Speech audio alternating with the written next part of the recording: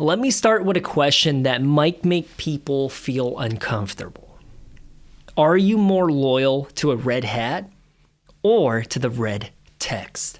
Because right now, in American Christianity, those two things, they're in direct conflict. One is a political identity. The other are the literal words spoken by Jesus Christ. So for reference, the red text in the Bible specifically refers to the words spoken by Jesus in the New Testament, and it's usually highlighted in red. And if we're being honest with one another, a lot of Christians are defending a political tribe harder than they're defending the teachings of Christ himself. It's pretty wild to witness, by the way. In this video, it's not about left versus right. It's not about Democrats versus Republicans, conservatives versus liberals. It's about this. At the end of the day, are we replacing the radical teachings of Jesus with a watered-down nationalist version of Christianity? Now, when I say red hat, I'm not referring to a piece of clothing, okay? It's about a mindset, a posture, a way of seeing the world. That red hat, it says, I protect what's mine, secure my borders, prioritize the people that look like me, think like me, put myself first. But when I talk about the red text, I'm talking about what Jesus said, right? To love your enemy, to bless those that persecute you, to care for the stranger, to feed the hungry, to welcome the outsider. See, those two worldviews, they don't just disagree, they're completely different from one another. Wouldn't you agree? One of the most popular slogans in modern politics that's trending right now is America First. And politically, you can argue for it. That's not what this video is all about, okay? Spiritually, I think it's kind of ironic because Jesus said something very different. The last shall be first, and the first shall be last. Jesus didn't say, oh, my nation first, my tribe first, my comfort first, America first. He consistently centered the poor, the marginalized, the outsider, and the forgotten, the broken, right? The kingdom of God does not operate on nationalism. It operates on humility, sacrifice, and love. If your Christianity starts with me and only me, and it doesn't look very much like Jesus, my whole thing is, if we're the richest country in the world, why can't we give health insurance and provide medical treatment for everyone that needs it, that resides in the US? I mean, I feel like that's exactly why we pay taxes. So why should programs like WIC, Medicaid, and Social Security disability checks be defunded? It just boggles my mind, right? And I feel like the same group of people that are wearing the red hats, they love the idea of building walls, physically, but also spiritually.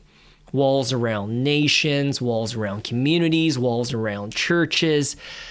When you think about it symbolically, I mean, a wall says you don't belong. You're not one of us. You're a threat to the people that are outside of that wall, obviously. But Jesus did not build walls. He built tables, and I think that's a fundamental difference. He made the tables for those that were hated the most. The tax collectors, the prostitutes, the Samaritans, the Romans, the sinners. In the context of today, who would that be in America? Jesus tore down every dividing wall. And when we reference the New Testament, Paul writes, "For he himself is our peace, who has made us both one and has broken down in his flesh the dividing wall of hostility." So if Christ tore down walls, why are we so eager to rebuild them in his name? Makes no sense, right? So here's a hard truth. A lot of Christians only extend love and help to the people that look like them, think like them, and vote like them. That's not Christian love. That's just tribalism with a cross slapped on it and pretending to be Christianity. Jesus didn't say, love your neighbor unless they're being inconvenient. He didn't say, love your enemy unless they crossed the border illegally. He said to love them. He didn't say to agree with them. He didn't say to endorse everything that they do, but to love them. And yes, love includes people that you consider enemies. I know, it's a strange concept because with the Red Hat movement, it's all about only securing that love for those that abide by that philosophy and principle.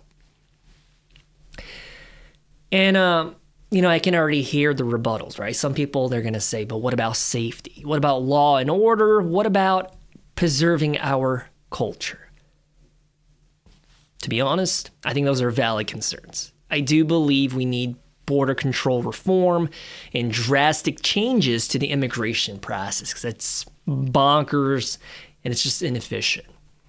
But here's the tension that Christians must sit with. Following Jesus was never meant to feel safe and comfortable.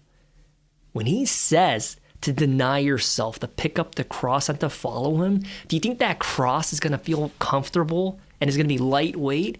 Nah, dude, it's going to be heavy, it's going to have splinters, and it's going to hurt. The early church, they didn't conquer Rome through power.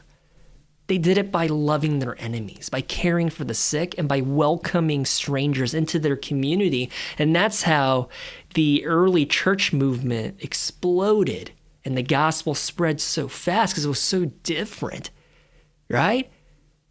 Because a long time ago, much like today, people only looked out for people that looked like them or were part of the same tribe or the same ethnicity. But to have this church movement that's welcoming everybody, it was radical, like I said in the beginning, right? And eventually, a lot of these early church Christians, they died for their faith. So if your version of Christianity is built entirely around self-preservation, it's worth asking, who are you really following? Who's your idol? Who are you worshiping? And if the person in question, if they're already here in this country, I'm just think about it from their lens, right? Who knows what kind of journey they had to partake in order to get here in the first place? What kind of prosecution they were facing to get here. And I just feel like hating them shouldn't be the default option. You feel me on that? So on that topic, let's talk about refugees, right? People fleeing violence, persecution, war, and total devastation. When you think about it, these are folks that left everything behind in their own world to come to ours. And America's always been the land of opportunities and the place where you can dream big. So I don't blame them for choosing the U.S. to flee to instead of Canada or something, okay?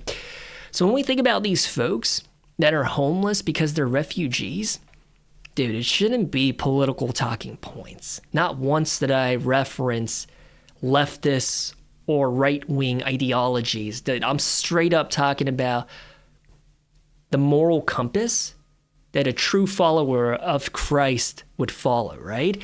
They're people that are made in the image of God as well. I know that's a hard concept to some, but we forget, even the people that we hate and despise, they're also made in the image of God. So if your theology has no room for the least fortunate, I would argue it does not reflect the heart of Christ. And on a side note, dude, I think the fact that the U.S. is made up of immigrants is such an awesome thing, right? Because we get to eat authentic local cuisines from the Vietnamese. Shout out to pho and banh mi, the Mexicans, the Italians, the Japanese, Korean barbecue, and the list goes on and on. And that's what makes America so special. Okay? And I hear you. We ought to do strict background checks and have a systematic process in place to make sure that evil does not come into our backyard and ruin our way of life. I can agree with that 100%. The last thing we need is to turn the U.S. into a third world country. I get it. But let me say this clearly. The gospel was never about an us versus them kind of a thing, okay? That's not how Jesus talked. That's not how he moved. The gospel is about people who were far from God, but they were brought near. People who were broken inside, but through him they were made whole. People who were lost, but they were found. So Jesus didn't come to protect who already felt safe and secure, or people that look like you or think like you, okay? He came for the ones that are on the outside, the overlooked, the rejected, and I guess in this case, the hated. And here's the part that we often forget. At one point, that outsider was you. It was me. Grace wasn't something that we earned. It wasn't something that we deserved, but it was given to us anyway. So when we start deciding who gets compassion and who doesn't, like who gets the grace and who doesn't, we've lost the plot. Grace was extended to us when we did not deserve it. Has that hit home yet for you? So who are we to withhold it from others? So this is not about shaming anyone. If you're a red hat type of person, I guess one could argue, does it have to be mutually exclusive? I guess that's for a topic of its own. But I think it's about reflection and being honest with ourselves. When your politics and your faith collide, which one bends? The red hat portion of you or the red text side of the house? Because in the end, Jesus asked us to do two important things, right? Number one is to love God with everything that you have, right? And the second was to love your neighbor. Your neighbor includes those that aren't a part of the club yet, I guess, okay? So even when it's uncomfortable, that's what discipleship has always looked like. What do you think?